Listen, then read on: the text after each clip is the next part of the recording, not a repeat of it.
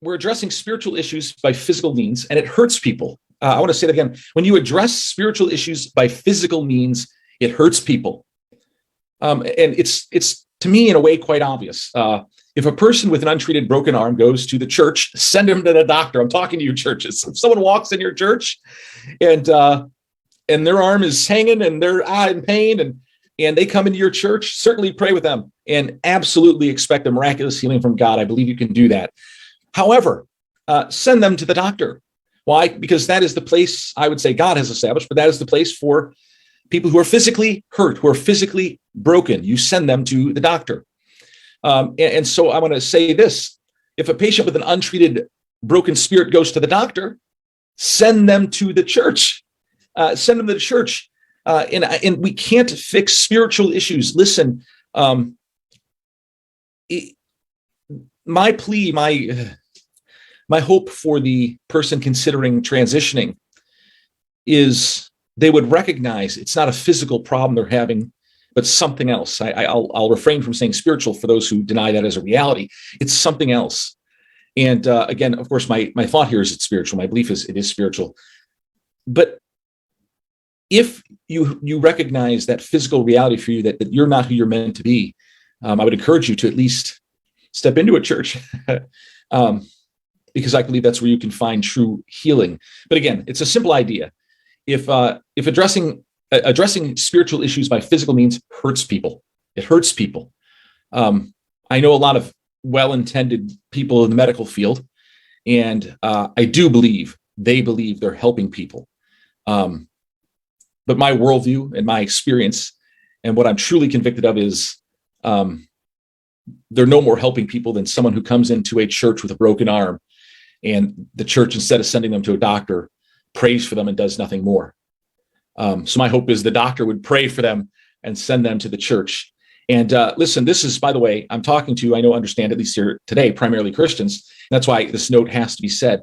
If we want, I'm talking about, again, people who are facing gender identity issues or transition issues of gender transition issues. If we want them to stop running to the doctors, we need to welcome them into our churches.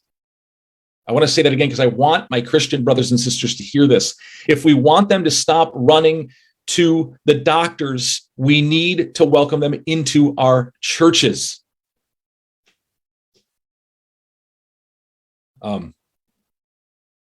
Sorry,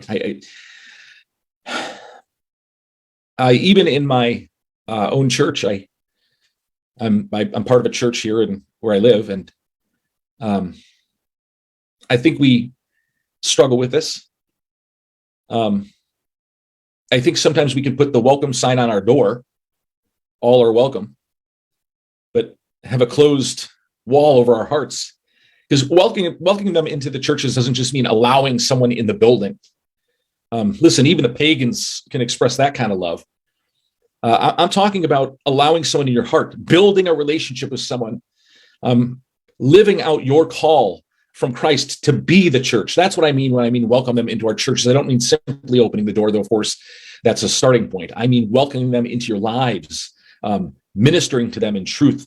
Welcome them into your churches. If we want to stop them running to the doctors, we need to welcome them into our churches, because a spiritual problem is never going to be fixed through physical means.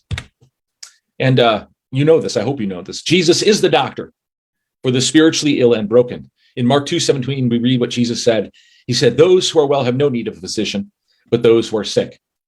I came not to call the righteous, but sinners." Jesus is the doctor for the sick and the broken. He's the only one that can heal a broken spirit. He's the only one that can fix